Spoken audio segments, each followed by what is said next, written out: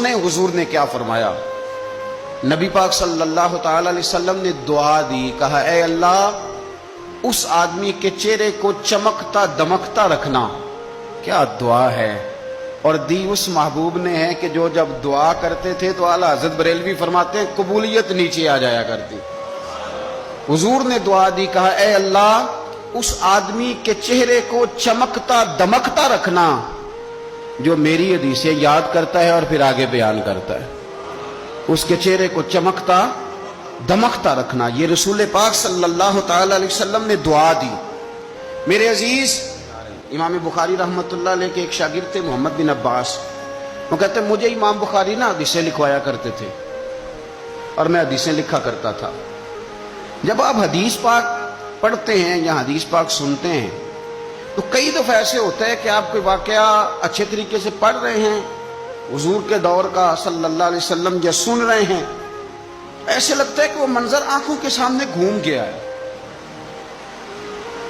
تو امام بخاری رحمۃ اللہ تعالی علیہ اپنے شاگرد کو حدیثیں لکھوا رہے تھے تو ایک خاص حدیث پاک کے لحاظ سے آپ نے فلسفہ بیان کیا۔ انہیں چونکہ حدیث پاک کے مشن سے پیار بڑا تھا امام بخاری کو، فرماتے ہیں 500 دینار میری ماہانہ آمدن ہے، میں ساری نبی پاک کے دین کے طالب علموں پہ خرچ کر دیتا ہوں۔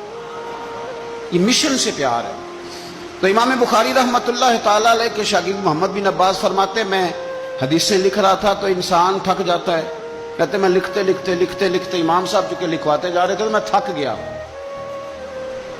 تو امام بخاری رحمۃ اللہ تعالی علیہ نے جب محسوس کیا نا کہ میں کوئی سست ہو گیا ہوں، تھک گیا ہوں، تو فرمانے لگے مجھ سے کہ جو کھیل کود والے لوگ ہیں نا، شاگرد سے کہتے ہیں جو کھیل کود والے لوگ ہیں وہ کھیل کود میں خوش رہتے ہیں، جو تاجر ہیں وہ تجارت میں خوش رہتے ہیں، جو سیاحت کے شوقین ہیں وہ گھومنے پھرنے میں خوش رہتے ہیں۔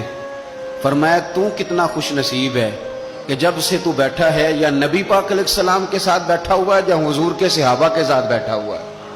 وہ یا نبی پاک کی حدیثیں لکھنا، حدیثیں جمع کرنا، حدیثیں بیان کرنا، حدیث کے ساتھ تعلق رکھنا، اس کا معنی یہ ہے کہ آپ نے نبی پاک کی صحبت اختیار کی ہوئی، آپ نے حضور کے صحابہ کی صحبت اختیار کی ہوئی۔ حدیث پاک کو یاد رکھیں، حدیثیں اپنے ذہن کے اندر بٹھائیں۔ ایک حدیث پاک میں نبی پاک صلی اللہ علیہ وسلم نے فرمایا جس نے 40 حدیثیں جمع کر کے میری امت تک پہنچائی، اللہ قیامت کے دن اسے علماء کے ساتھ کھڑا فرمائے گا۔ حدیثوں کو یاد رکھیں۔ میرا آپ کو مشورہ ہے کہ رات کو بیٹھ کے لکھیں آپ کو کتنی حدیثیں یاد ہیں، جو یاد ہیں وہ لکھیں، اور حضور صلی اللہ علیہ وسلم کی باتوں کا ذکر کریں۔ کسی شاعر نے ایک جملہ کہا تھا پر بڑے بہترین کہہ دیا، وہ کہنے لگا یا رسول اللہ صلی اللہ علیہ وسلم میری تو بات بن گئی ہے بس تیری بات کرتے کرتے۔